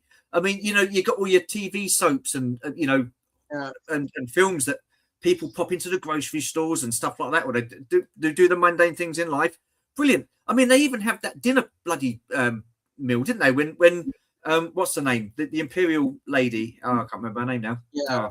And she was meeting his mum. I mean, no, you don't need to see that. It's just, I don't know. I think for Andor, I was fine with it. I don't think. I see, and this is Attack of the Clones is my favorite prequel, but I didn't feel like I needed that scene of Anakin and Padme having dinner together on the lake. Like, I was like, this is. Well, there was lots of things about that film that I didn't really want to see, but there you go. Yeah, but, I get that. Yeah. I get that. But you know, like, in the context of Attack of the Clones, I didn't feel like that was necessary. I feel like with Andor, though, it adds to sort of giving us working class on the ground, the people actually, and you know, again, we're getting 13 episodes. Like, you need the character moments. I think I you know, like Rogue One, if they had Jen Erso stop at the gas station to get like a space corn dog or whatever, I would be like, yeah, no, I don't think we needed that. I think in the context of Andor, we're getting so much time with these characters, and they're trying to. With Andor, it was very character driven. It was way more about the characters than sort of the events of the galaxy, in my opinion. People can disagree. I agree. I liked it. I think that. So in that case, I feel like the little human touches that we can relate to are more important in that. But I will never, ever, if anyone ever tries to do some sort of Star Wars thing where like Leia's like running to the mall to get her Star Puffs touched up. No, I don't need to know how Princess Leia does her. I know. I just think we have so much TV now where you and everything, you know, like your soaps in over in the UK. Yeah. I mean, god damn, you know, you got all that, so that sort of like depresses you because it's like real life. You think, oh god, here we go again. You know, I'm living this life. I don't want to watch it on the telly. Do you know what I mean? Did you hear about Lucas's original idea for a Star Wars TV show that was going to launch live action? What's that to do with? That was to do with the underworld, wasn't it? It was the underworld, but a lot of it also was going to be sort of the way they couch it. Almost sounded like sort of a space, like a soap opera in space. Was like it was going to show you all of the aspects of the galaxy, and at some point we're going to get a Star Wars space soap opera. Like well, we've already got Star Wars space opera. It's the original trilogy. That was that was supposed to be like space opera, wasn't it? Yeah, no, we'll get a proper soap opera where like you know there's a love triangle and a murder mystery. And the thing is that kind of you know you're talking about people going off down the grocery market and stuff like that and seeing that's more, I would say, in fitting with Star Trek. Yeah, that's what you'd expect to see in Star Trek. You know, it's like what was that? The Skeleton Crew. It was like Suburbia. It's what in God's name? I don't want to see like little kids going off to school and stuff like that because to me that's not Star Wars, is it? I mean, I know it probably happens in the galaxy, but you know, I didn't enjoy seeing that. I just thought no, because it's becoming too close to home. But you know, we're living in a generation now where everything's got to be relatable to people. You know, and it's just knock it on the head, pack it in. There you are. Oh, yeah, I mean, but also I think that's I think an element of that too, though, is they're trying to, you know, like Star Wars for a really long time had a really specific sort of identity, right? It was the big, you know, like 3 episodes, a trilogy, big grand space opera. And now that it's happening more often, they're having to figure out what Star Wars is now. What is, you know, what is it? Why did it have to change? Why did it ever have to change? There was nothing wrong with the original trilogy. I don't know that it has to change. Wrong with the prequels. For them to turn it into the perpetual cash cow, it has to change because what it was isn't going to work when you're trying to turn out. It's not really working now, though, is it? I mean, the fandom is so divided. It really is. I mean, listen, there's so much Star Wars. There is so much Star Wars. People are free to choose what they like and what they dislike. I have no issue with that. People liking The Acolyte. I have no people liking Skeleton Crew. People are free to like what they like. But I'm just old-fashioned. I'm just old-fashioned, and that's probably half my problem, to be honest with you. It's about adapting. But there you are. I think, and this is if, you know, I doubt Lucasfilm ever watches my streams or whatever. But if Lucasfilm is sort of ever going to, as Disney Lucasfilm, let me reiterate, Disney Lucasfilm, is ever going to sort of figure it out, I think they really need to focus on movies. Should always be super theatrical, but not tie in a way where you have to watch 30 series. I think for me, my opt-out with Marvel is like I don't have time to watch 30 shows. And I think again, it's like with Marvel, some of the stuff that they've done recently is pretty good. I mean, you got Daredevil Born Again. Now, admittedly, I don't think it's as raw as what the original Netflix series was. And I think we've got a Punisher special coming out soon as well, which I'm looking forward to. By all accounts, the Punisher's also going to be in the new Spider-Man movie, so he's going to be sort of like watered down a little bit and not be as raw as he was in his own series because it's a Spider-Man film. But I like I say, some of the stuff that they've done with Marvel has been not too bad of late, but a lot of it hasn't been great. And it's the same with Star Wars, you know. Well, I think, like, and I think this is sort of what I run into is I've not given myself permission to opt out of Star Wars live action stuff, like Is that expanded Largo? universe. Is Largo in the chat? Oh, Sorry. probably is. Hello, Largo. Yeah, Hello. Marco. May the fourth be with you. Absolutely. Oh, I need to read you my decorations. I keep catching them. And then, oh, hello, CJ. CJ is a channel Hello, member. CJ. How are you? So really quickly, let's welcome CJ. Bring out the olive. Come on. Bring out the olive. Bring out the olive. And enough champagne to fill the Nile. I've got to say, I feel like I've been smoking some pretty heavy weed watching that. Yeah, right. Yeah, it's awesome. Awesome. Yeah, so I've not given myself yet permission to opt out of like Star Wars TV, like live action expanded universe all the time. I read whatever book. Yeah, you can do that because it's not canon, is it? It's not canon, and so I think, you could be forgiven. And I think if Lucasfilm under Disney, were to stop doing the shows, so it's like it's all so interconnected that if you don't watch one, you're gonna not quite understand the plot point, I think. And this is why I have opted out of most of all Marvel now, is I don't want to watch 30 things to understand what's happening in a movie. Just because my time is limited. I think listen. I've said earlier. I think it works when you've got those movies from phases 1 to 3, and they all sort of like interlink to one another to end with Endgame. But I think what they're doing now is you've got all the TV series as well. You've got all the movies, and it's just too much to watch. I mean, I've not got time like you to sit down and watch TV anymore. They interlinked, but they weren't so interlinked that if you didn't watch every one of them, you were lost. Yeah. Like, and I think that's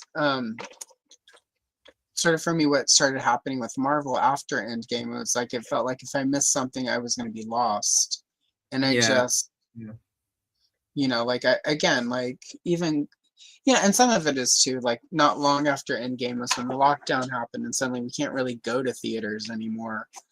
So, like, like a lot of how we do media changed. So like, I don't know. Like, I don't know sort of the answer to it is because some of it is how we consume media changed during lockdown. And although the theater is back, thank you, Nicole Kidman. For bringing it back for us. See you later, Martin. And by the way, I just want to say happy anniversary to both yourself and Steph today. So awesome stuff. Awesome stuff. So yeah. Thank you, 16 Martin. years together, apparently. 16 years together. Wow, that's impressive. Good job. It's impressive. Yeah, but well done. One day, I will hit 16 years. We're at 10 this year, so that's pretty good. I think me and Georgie are at 14 this year. Is it 14? Oh, nice. It is 14. 14. Yeah. So right. And I don't feel like you should have to. And I think that's what's interesting to me about Andor is like Andor was the first series that at the end of it, I'm like, if I hadn't watched that, I'm not going to miss out anything that's going to happen in this Mandalorian movie that's coming out, right? No, absolutely. Yeah. It enhances Rogue One. It enhances yes, it does. I was going to say that. Yeah, it does. It enhances what's out there. But Rogue One and it enhances a lot of the original trilogy stuff as well.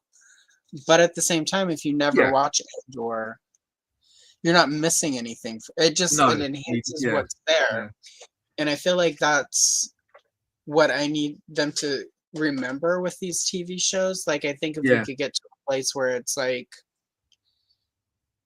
you don't need to watch it, but if you do, it enhances what's out there. But then you go see the movie. Like The Mandalorian, I don't know if it's going to work for somebody who hasn't watched most of the Mandalorian shows.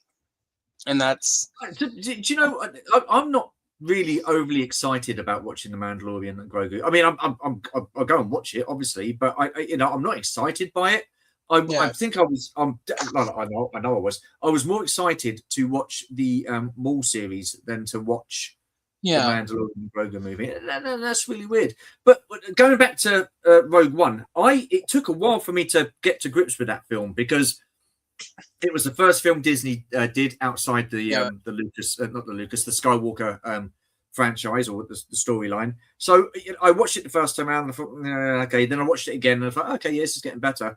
But I think as well with that movie, there was a lot of fan service in that as well, wasn't there? You know, you saw Dr. Evazan and Ponda Baba on Jeddah and stuff like that, and you had Gold Leader and stuff like that in the space scene at the end. So you know, they do you think there's too much fan service in Star Wars these days? I do actually think that there is too much, and I think that started with the prequels. As soon as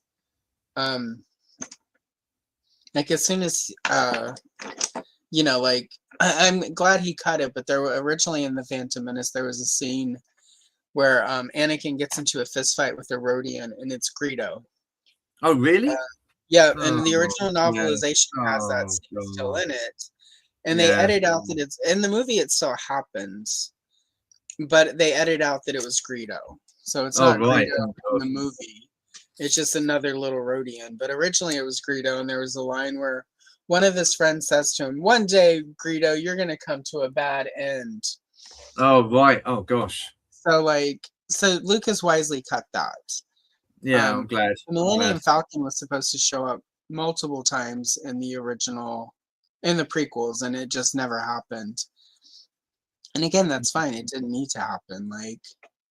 So I think going back to the prequels, there's been a lot of fan service. I don't mind fan service as long as it doesn't distract from the movie and as long as it adds something to the movie. Yeah. If it's just there for the sake of being there, then I don't see there being any point. You know, it's I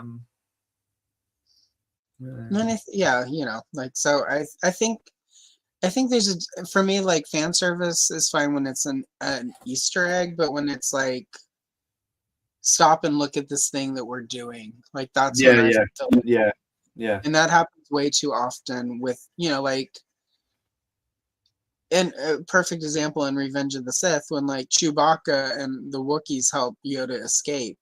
The only reason we know that it's Chewbacca is because it's much different Chewbacca costume is because Yoda directly says, "Oh, Chewbacca, thank you for helping save me." Yeah. You know, whereas if we all knew it. We knew it was Chewbacca because of the bandolier and stuff like that. I as soon as I saw him, I thought, "Oh, yeah, brilliant, Chewie." But if they had if they had not addressed him as Chewbacca on the screen and left it so that it's Chewbacca, we were thinking, is it him? Is it him? Yeah, I'm with you. Yeah, like that's more impactful long term, and then it doesn't for anyone who's like, that doesn't make sense. You know, like it just felt like it was there to be there, and so yeah, I you know, and I go back and forth with it. There are times where, you know, like Rogue One is the perfect example. That dreadful CGI Carrie Fisher at the end of it. That was the weekend, like it was like the weekend she was in the hospital dying I got to see that. So at the end of it, it was, I was less concerned with how like fake it looked, just the fact that it was, you know, like it was a rough weekend for Carrie Fisher, for any Star Wars fan, honestly. Yeah, of course it was. I mean, I remember seeing it, and I was like, oh, bless, you know what I mean? To be fair, I didn't mind that so much. It didn't bother me. The CGI and stuff like that, because they did the same with Tarkin. E.T. in the Senate, I mean, that was. I thought that was a cute, but again, they didn't. It's like if you didn't notice that, you didn't notice it. Yeah, but then, so I mean, even in the film E.T., you had the Star Wars toys. Elliot was playing with the Star Wars toys, showing E.T. the Star Wars toys.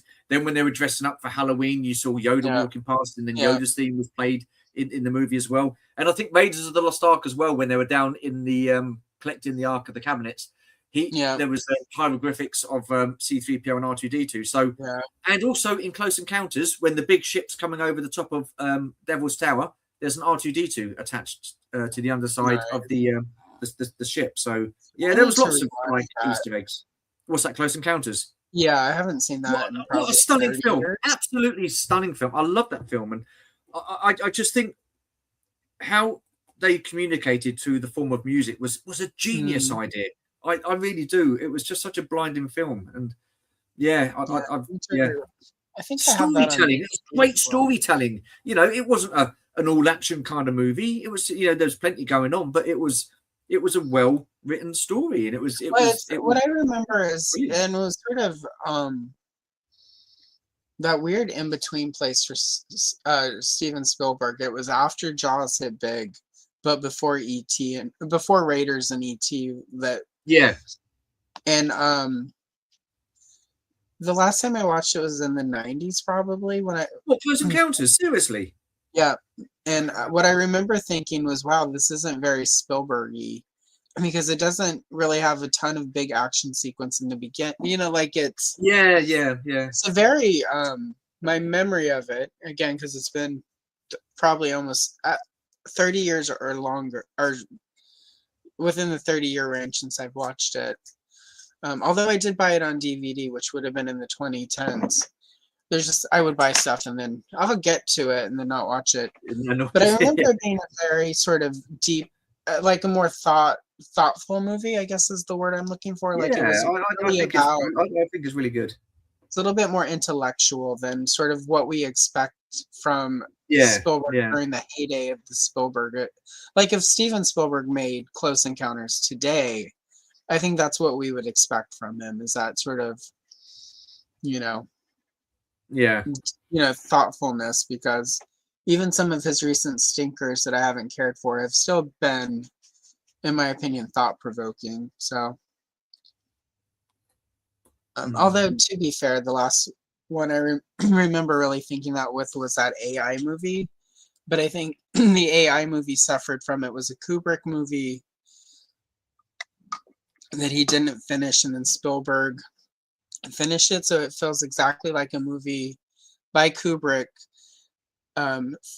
directed by Spielberg. So, Okay. Kubrick is not actually one of my favorite directors. I find him very cold not? and nostalgic. Yeah, I don't quite enjoy most of. I liked Doctor Strangelove. I can appreciate The Shining, and it took me 20 years to get past the monkey scene at the beginning of 2001. Oh, what, again? I thought that was a great film. It's a great film. It's not. I did not enjoy. It took. I had to go to a theater and see it. Okay. And be able to be stuffing popcorn in my face to make it through the monkeys. After we get through the monkeys, it becomes much better. Yeah. Have you seen 2010? I like that one. I watched that as a kid, and I liked. Yeah, I thought that was a great film. I thought Roy Schneider was brilliant in that. I really did. Yeah, Roy Schneider, like I don't feel like gets as much and gets the props that man deserves. He did a lot of great stuff. Yeah. He's a pretty good actor, but 2010 I like, but also 2010 was much more of a sort of, ironically, it reminds me a lot of that Contact movie that Jodie Foster did. Like I can't look. I know the film, but I don't think that's a film that I've actually sat and watched. One of many, if I'm honest. It was okay. Like it's kind of, I would say watch it at least once. I think it's got some interesting stuff to it, but it's not. There's a reason, there wasn't. This is rude. There's a reason there was no Contact too. Not quite. Okay. It's not really necessarily that kind of movie, though. I was going to say, apparently there's a film, according to Delvin, called Disclosure Day, which is almost feels like a follow-up to Close Encounters. Oh, wow. Okay. Interesting. That. Who is doing that? Is that Spielberg? Is that Spielberg again? Yeah, that's his new movie. It was, yeah. Yeah, it does look interesting. I will probably see that one. Let's see. See, I would have the also nice to see you, Atomic Comic Pile. How did your vacation go? Oh. Yeah, see, I don't even remember that. I just remember he was married to Terry Garr, and she was also somebody I wanted to be when I was a child. She was very funny. Yeah, she was great, Tegar. Yeah. Agreed, CJ, about that. I think it's a good. I remember it being a good movie. I don't remember going back to rewatch it a lot. I don't feel like it, for me, had much of a like go back and watch this movie again. Yeah, Jack Kirby was all over the place. And I don't think most people appreciate how much beyond superheroes he had his hand in. Yeah. So no. I finished my I finished my first one. We're almost to the end of the 2 hours. Oh, that's I'm okay. gonna embiggen you. Oh, well, there you are. There you go. Looks very nice. That's Excellent. all right, nah, not too bad. Not too bad. You're doing well. Like, I mean, last time you just picked R2D2. There wasn't even much to color. So I did finish. I don't give any of that. I did R2D2 and I did Bosk as well, and I've still got those in a folder somewhere. So I did 2.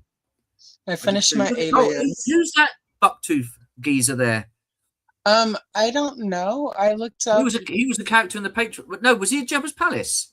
He was at Jabba's Palace. I accidentally looked up the wrong alien. I looked up Jaquils, who is a different alien.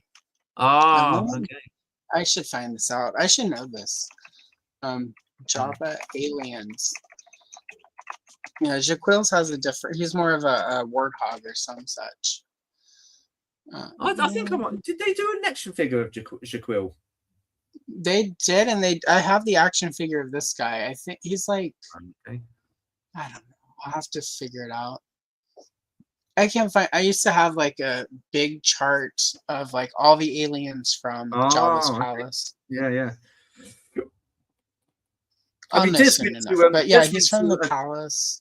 Oh, was he? Okay, cool. I was going to say Des went to a Coventry toy fair today, and there was an E-Font man on card, and he put it in the group chat. Is anybody after this?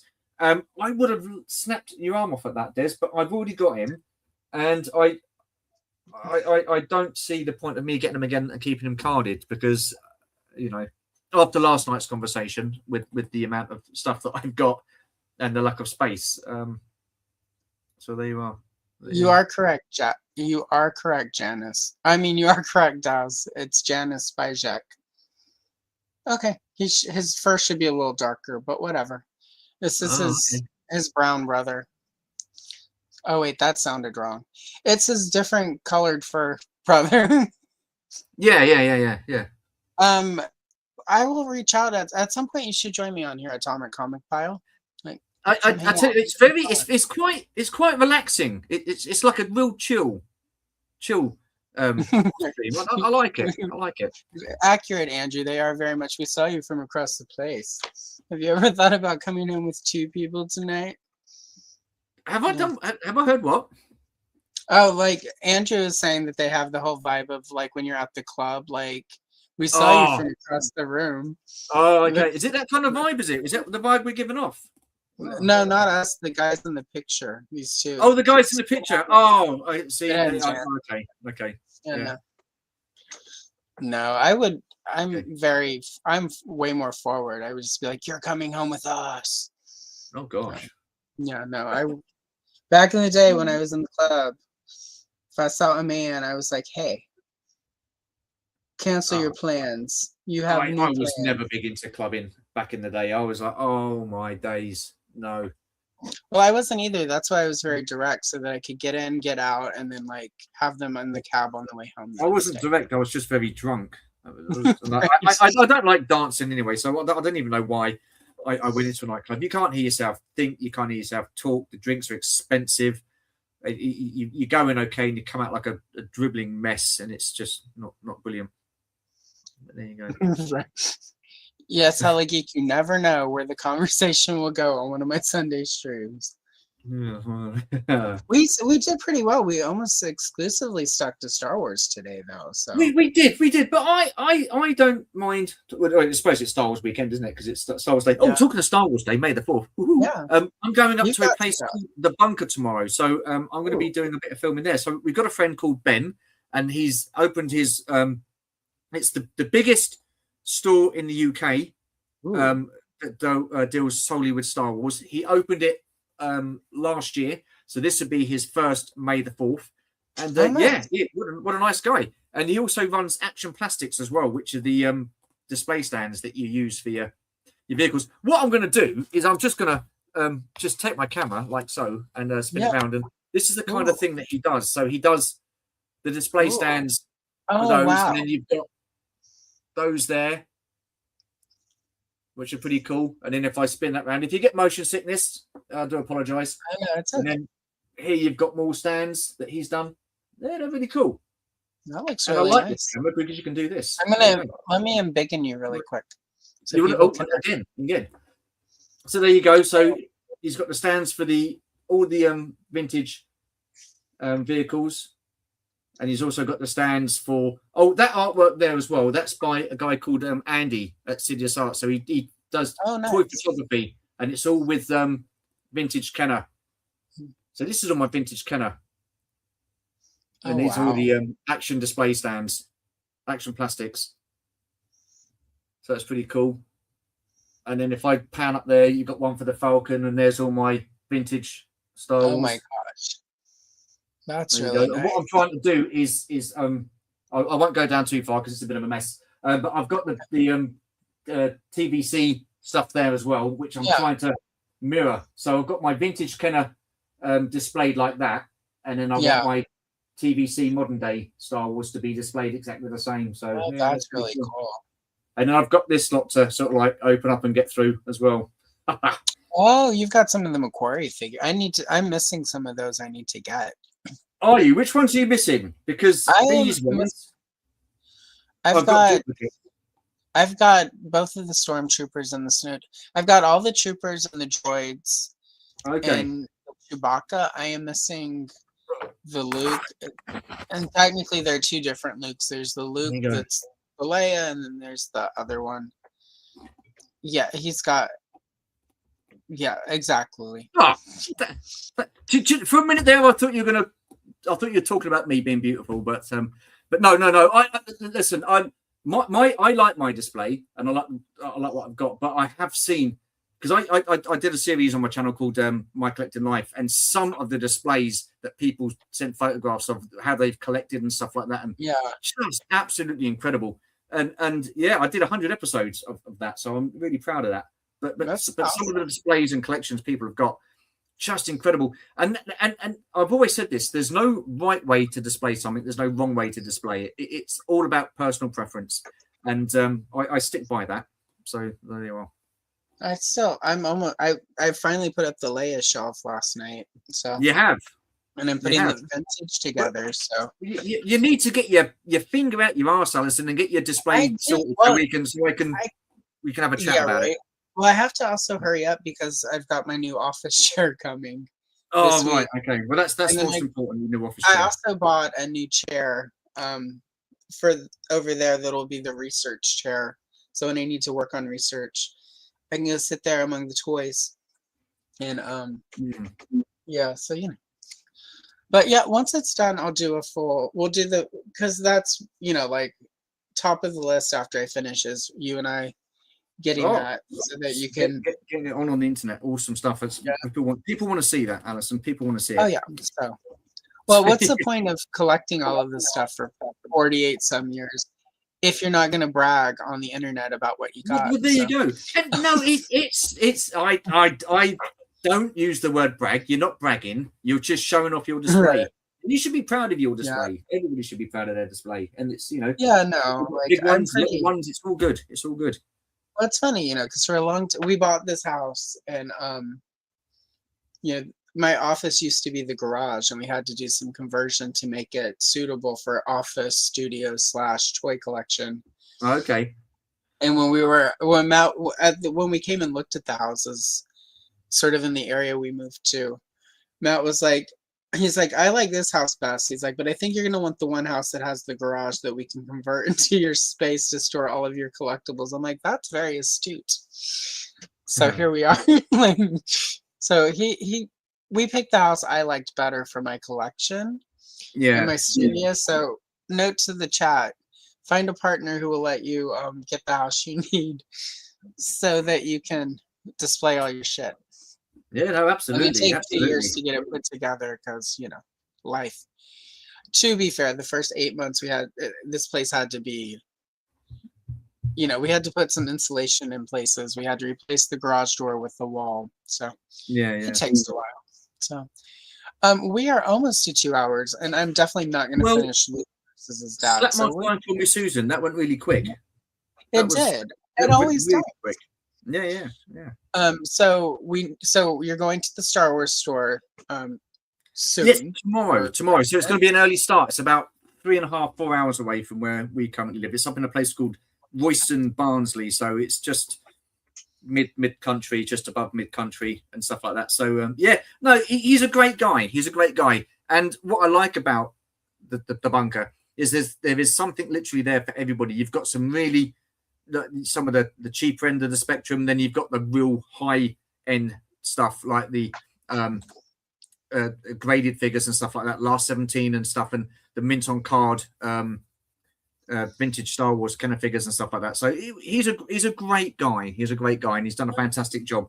So they're going to be having a guy called Nick there from Oberon Auctions. They're going to be having a load of Uze stuff up there as well for auction, which is going to be cool. And he's going to have a life-size Tauntaun up there as well. So that'll be cool.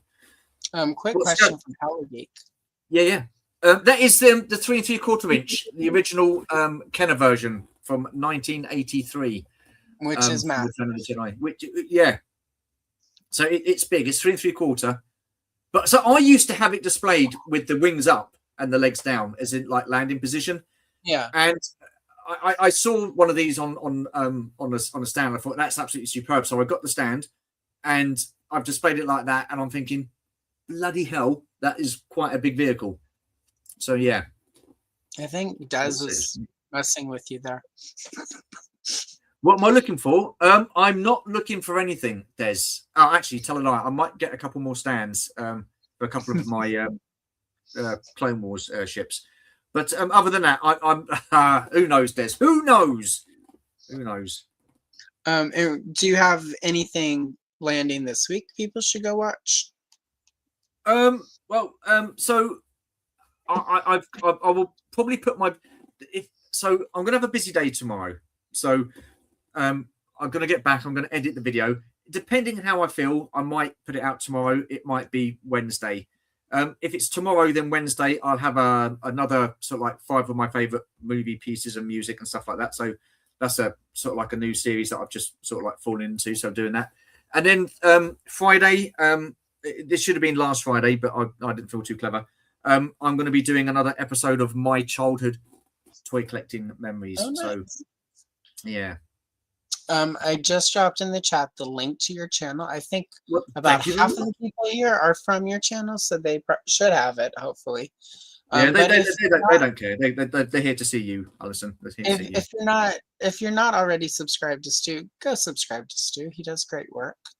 Thank you. And you have me on a lot for like trivia and stuff, which is fun. That is true, and I was going to speak to you about that as well. So I will be doing another quiz. So I want to get Joe Fest out of the way first because I've got a lot of stuff to do, and July's going to be busy. Yeah, come at Joe Fest. Cannot wait. But I'm going to be doing another quiz, and what I do with my quiz is I sort of like commit to about 15, 16, 17 weeks worth of doing a quiz because I have like groups of 4, and then it's like a knockout sort of thing. I did a Star Wars one a couple of years ago and stuff like that. So I've done a movie quiz, and this one's going to be a little bit different. So yeah. Oh, you are too kind, sir. Thank you very much. Very much appreciated. Thank you. Thank you.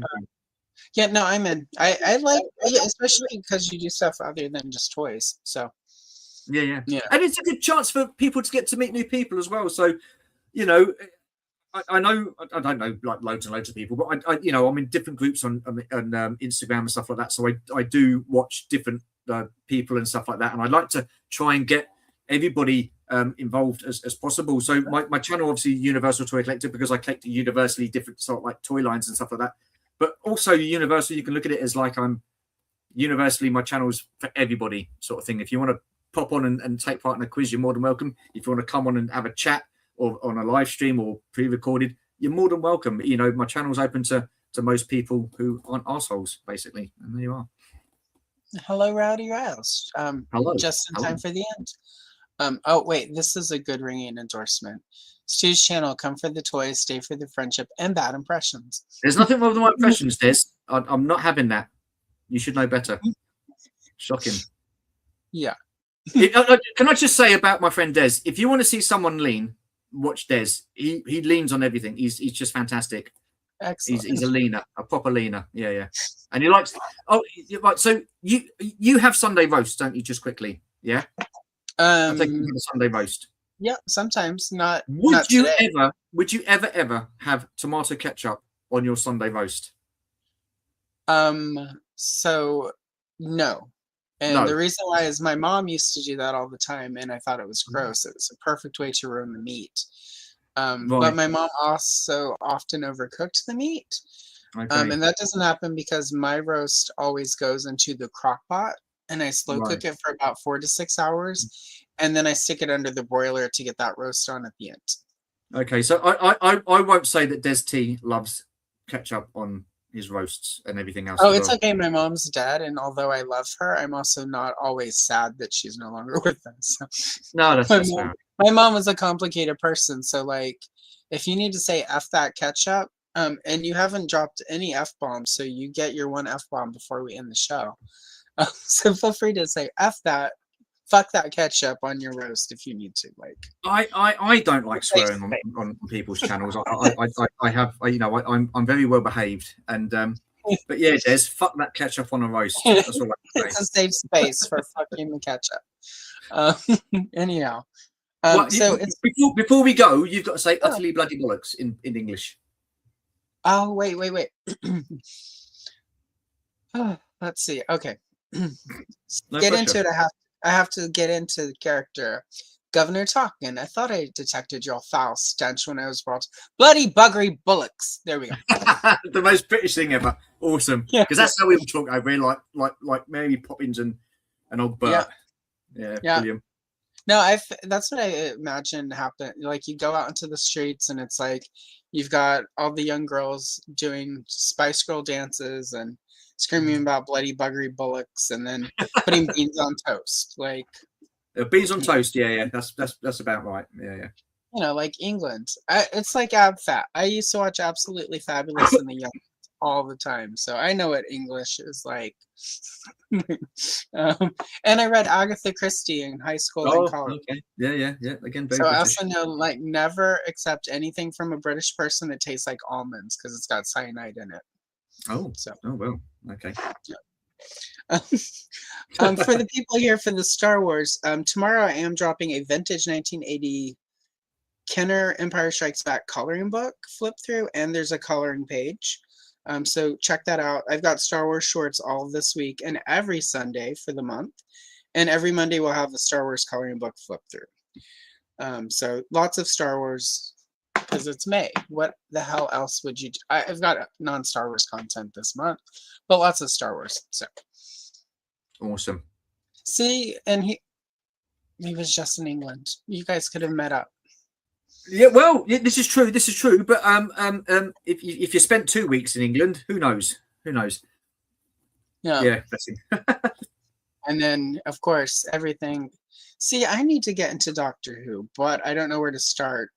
And I know it's probably not in the 1960s when the show started. So. Everything you saw from Doctor Who in England is true. We do have Daleks in the UK and Cybermen as well. So it's all true. All true. Yeah. And on that note, I guess we should wrap up. Thank you, Stu, for being here. An absolute pleasure. Thank you for the invite. And we will chat afterwards. We will. As people do. But we are going to head out. Thank you, everyone, for watching. I appreciate you as always. For all of my olives, thanks for supporting the channel.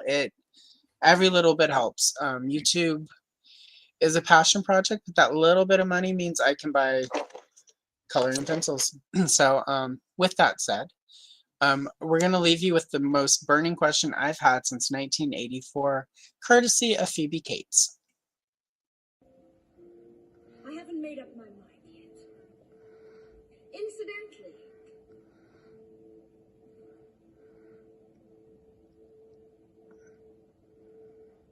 Which one of you bitches is my mother?